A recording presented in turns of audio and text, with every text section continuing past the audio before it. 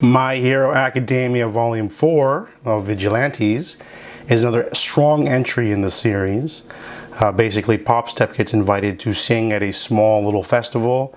They get Makoto to help out with the planning to make it a more bigger event using Christopher Skyline, aka Captain Celebrity.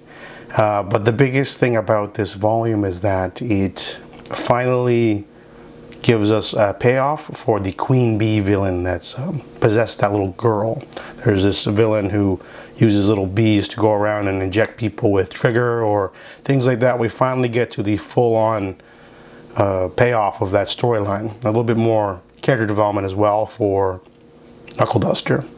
So even though it's a very sort of episodic adventure, you get a lot of action, you get a little bit of character development, everything you need for the next volume. So I really enjoyed this volume. I'll continue reading. My Hero Academia Volume 5 is actually a pretty bad volume. I mean that in the sense it's not like awful. I just mean it's a filler story. Characters don't really do anything. They try to throw in a few episodic. It feels like a really serialized sort of volume. No progression towards any villains or plot. It's just basically characters just sort of doing things.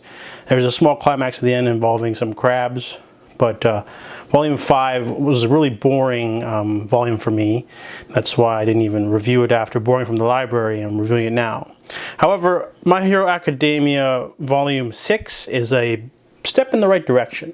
They introduce another character, a new villain. He's got an acceleration quirk, and they finally actually give us a sort of finally getting into the trigger drug, as well as developing some smaller side characters. I like that. But most of this volume is a team-up between Eraserhead and the main character, the Crawler.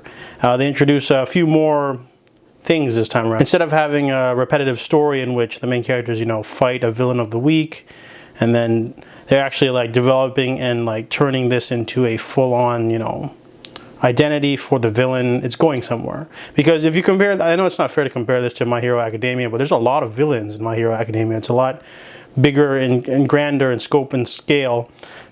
Vigilantes is just mostly about them doing into vigilante work, but you still need to have interesting villains. You need to have things going on for them to stop, and if they don't start stepping it up, it's going to be one of those series that drop. So that's what I feel about My Hero Academia Vigilantes Volume 6.